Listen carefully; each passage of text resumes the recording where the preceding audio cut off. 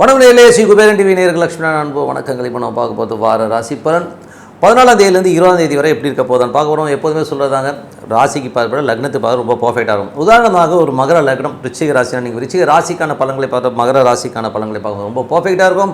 முதல்ல வரது புது பலன்கள், அதுக்கப்புறம் தசாபுக்தி பலன்கள். உங்களுக்கு என்ன தசாபுக்தி அந்தரங்கள் வருது அதை மிங்கில் பண்ணி பார்க்க ரொம்ப பர்ஃபெக்டாக இருக்கும். வீடியோட எண்டில் டிப் ஆஃப் த வீக் இருக்குது, மறக்காம பாருங்கள். அதுவும் ஒரு சூப்பரான மேட்டர், கண்டிப்பாக மிஸ் பண்ணாமல் பாருங்கள். ரிஷபராசி. ஸோ ரிஷபராசிக்கு வந்து பார்த்தீங்கன்னா உங்களுக்கு ராசி அதிபதி சுக்கிரன் வந்து 11 உச்சமாக இருக்கும்போது நல்ல வளர்ச்சி கிடைக்குங்க. ஸோ வேலையில் நல்ல ஏற்றம், நல்ல லாபங்கள் வரதுக்கான வாய்ப்பும், ரொம்ப நல்ல ஒரு பெரும்பாலும் கிடைக்கிறதுக்கான வாய்ப்பும் ரொம்ப சிறப்பாக இருக்குங்க. ஸோ அதெல்லாமே ரொம்ப நல்ல விஷயம்.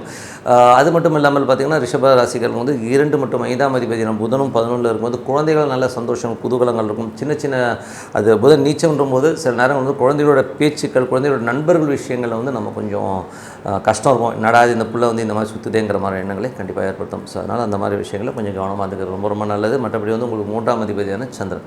3ஆம் அதிபதி சந்திரன் வந்து பார்த்திங்கன்னா நல்ல விஷயம், வேலை சம்மந்தமான விஷயங்கள், நல்ல ஒரு வளர்ச்சி எல்லாமே ரொம்ப சிறப்பாக இருக்கும். வெள்ளி சனியில் மட்டும் வந்து பார்த்திங்கன்னா கொஞ்சம் வந்து மன உளைச்சல், ஏன்னா வந்து சந்திரன் எட்டில் போகின்ற அந்த காலகட்டத்தில் வந்து கொஞ்சம் மன உளைச்சல், கொஞ்சம் ஸ்ட்ரெஸ் இருக்கிறதுக்கான வாய்ப்பை நிறைய ஏற்படுத்தும். மற்றபடி வந்து பார்த்திங்கன்னா உங்களுக்கு வந்து 9ஆம் அதிபதியான சனி வந்து 11 இருக்கும்போது நிறைய பிரயாணங்கள் மூலியமாக நல்ல லாபங்கள், அப்பா மூலியமாக நல்ல லாபங்கள், வெளிநாட்டில் இருக்கவங்களும் பெரும் பணம் வரதுக்கான வாய்ப்புலாம் ரொம்ப நல்லா இருக்குது. ஸோ அது மாதிரி வாய்ப்புகளும் ரொம்ப சிறப்பாக இருக்குங்க. ஸோ அது ஒரு நல்ல விஷயங்கள், தொழில் ரீதியான விஷயம் நல்லா வளர்ச்சி கிடைக்கிறதுக்கான வாய்ப்புலாம் ரொம்ப நல்லா இருக்குது. அதுக்கப்புறம் பார்க்கும்போது உங்களுடைய 11ஆம் அதிபதியான குரு வந்து ராசியிலே இருக்கும்போது அது 8ஆம் இடம் அதிபதியாக இருக்கும்போது கொஞ்சம் குழந்தைகள் விஷயங்களை நினச்சி கொஞ்சம் வரி பண்ணிக்கிறது, மூத்த சகோதர நண்பர்களால் வந்து சின்ன பாதிப்புகள் வரதுக்கான வாய்ப்பு ரொம்ப கொஞ்சம் கவனமாக இருக்கிறது நல்லது. புதிய ஒப்பந்தங்கள் கையெழுத்து போடணுன்னா கொஞ்சம் பார்த்து யோசித்து கையெழுத்து போடுறது ரொம்ப நல்லது. ஏன்னா வந்து டேர்ம்ஸ் அண்ட் கண்டிஷனும் கொஞ்சம் பர்ஃபெக்டாக பார்த்துக்குங்க. ஸோ இதுவரை பார்த்து வந்து பொது பலன்கள். இப்போ பார்க்க போகிறது தசாபதி பலன். ரிஷப லக்னமாக இருந்து சூரிய தசாபதினா சூரியன் வந்து பார்த்திங்கன்னா உங்களுக்கு வந்து இப்போது உங்களுக்கு வந்து 12 வராருங்க. ஸோ இது வந்து பார்த்தா 12 போது நிறைய விரயங்கள், வீடு சொத்து சம்மந்தமான விஷயம் கொஞ்சம் விரயங்கள் ஏற்படுது. வீடு பராமரிப்பு வேலைகள் கொஞ்சம் அந்த மாதிரி விஷயங்கள் இருக்கும். அம்மா கொஞ்சம் வெளியூர் போகிறதோ இல்லை அம்மாக்காக கொஞ்சம் செலவு பண்ணுற மாதிரி விஷயங்கள் கண்டிப்பாக ஏற்படுத்தும். வண்டி வாங்கினாலும் கொஞ்சம் பராமரிப்பு செலவெல்லாம் இருக்கிறதுக்கான நிறையா இருக்குது.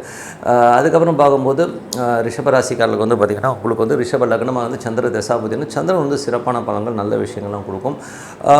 செவ்வாய் புதனில் வந்து பார்த்திங்கன்னா கொஞ்சம் மனசில் வந்து தேவையில்லாத ஒரு சந்தேகங்கள், தேவையில்லாத விஷயத்தை போட்டு மனசில் போட்டு உழப்புற மாதிரியான விஷயங்கள் இருக்கும். ஸோ அதனால் கொஞ்சம் கவனமாக இருக்குங்க.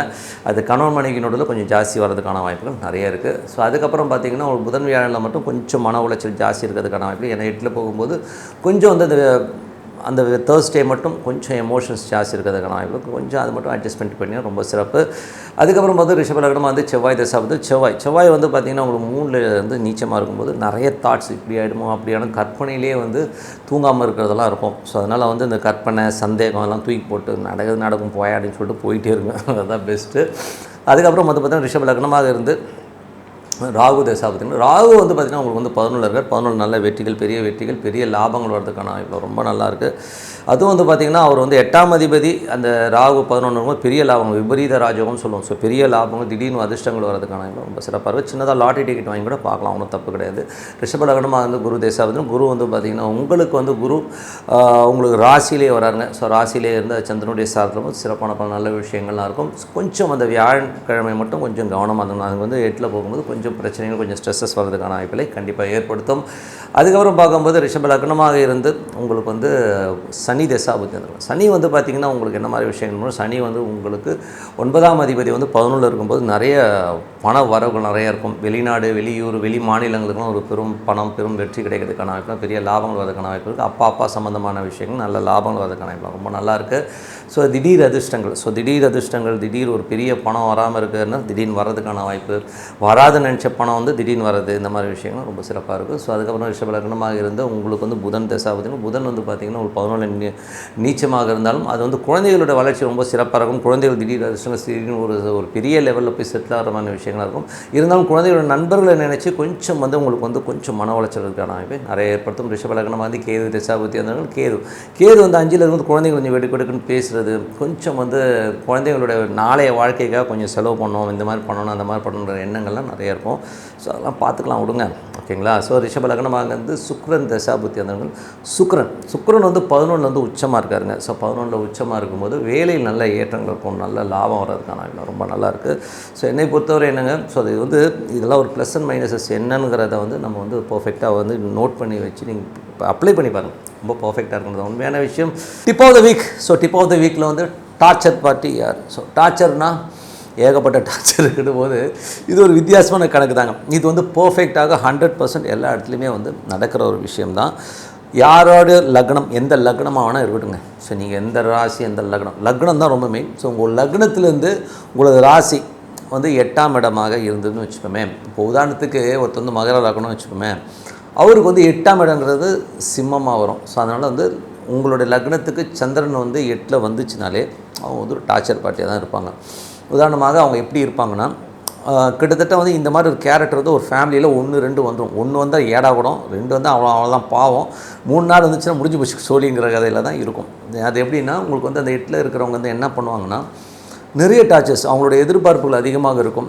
ஒரு லெவலில் வந்து பார்த்திங்கன்னா உங்களை அடிமைப்படுத்துறதை தான் அவங்க வந்து கொள்கையாக வச்சுருப்பாங்க. நீங்கள் என்ன பண்ணாலும் அதில் குறை கண்டுபிடிக்கிறதே வந்து உங்களுக்கு வந்து பொழப்பாக இருக்கும். நீங்கள் என்ன வேணால் விழுந்து செஞ்சிங்கனாலும் அதில் வந்து ஒரு குத்தம் குறை, நீ இது சரியில்லை அது சரியில்லைன்னு சொல்கிறது. நீங்கள் என்ன வாங்கி கொடுத்தாலும் சரி, அடுத்த நாளே சொன்னி நீ என்னத்தை செஞ்சிட்டேன்னு கேட்பாங்க. ஸோ இந்த மாதிரி ஒரு கேரக்டரைசேஷன் இருக்கும். உட்காந்த இடத்துல வந்து டார்ச்சர் பண்ணுறது வந்து இந்த மாதிரி கேரக்டர் தான். ஸோ இவங்க வந்து தானும் சந்தோஷமாக இருக்க மாட்டாங்க, மற்றவங்களையும் வந்து சந்தோஷம் இல்லாத ஒரு மனோபாவம் இவங்ககிட்ட இருக்கும். நான் தப்பாக சொல்ல, இது வந்து அமைப்பே அப்படி வருதுங்க. ஏன்னா லக்னத்தில் வந்து 8ல் சந்திரன் இருக்கும் பாருங்கள், அவனுக்குள்ளே ஒரு போராட்டம் இருந்துகிட்டே இருக்கும். தான் நிம்மதியாகவே இருக்க மாட்டான். இல்லை இப்படி இருக்கணும் அப்படி இருக்கணும்னு சொல்லி ஒரு கம்பேரிசன் இருக்கும். மற்றவனை பார்த்து அதீதமான ஒரு பொறாமைகள் வந்து இவங்ககிட்ட கொஞ்சம் ஜாஸ்தியாகவே இருக்கும்னே சொல்லலாம். ரொம்ப ஒரு கன்ஃபியூஷன் ஸ்டேஜஸில் ஏதாவது போட்டு உழப்பிக்கிட்டே இருக்கிறது வந்து இவங்களுக்கு வாரத்தில் வந்து ஒரு நாளோ 2 நாளோ சந்தோஷமாக இருக்காங்க, மற்ற 4 நாள் வந்து கிளின்னு கிளிக்கிறது தான் வந்து இவங்களுடைய ஹேபிட்டாகவே இருக்கும். ஸோ இவங்களுக்கு வந்து ஒரு கணவனோ மனைவியோ இந்த மாதிரி வந்து அமைஞ்சிட்டாங்கன்னு வைங்களேன், வச்சு செஞ்சுருவாங்க. கிட்டத்தட்ட வந்து எனக்கு அது இல்லை இது இல்லை அது சரியில்லை இது சரின்னு சொல்லி நொட்டு நொசுக்கு சொல்லி டார்ச்சர் பண்ணுறதுலாம் இவங்க தான்.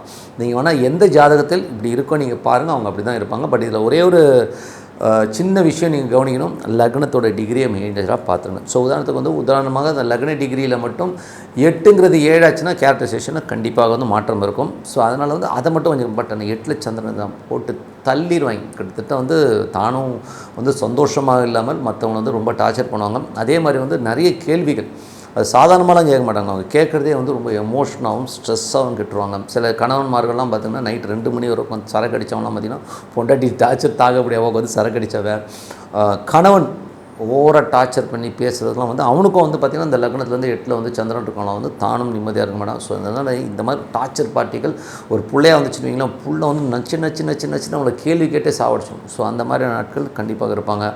ஸோ அதனால் வந்து அந்த மாதிரி ஆட்கள் இருந்தால் என்ன பண்ணுறதுன்னா, இறைவனை தான் வேண்டிக்கணும், வேறு என்ன பண்ணுறது.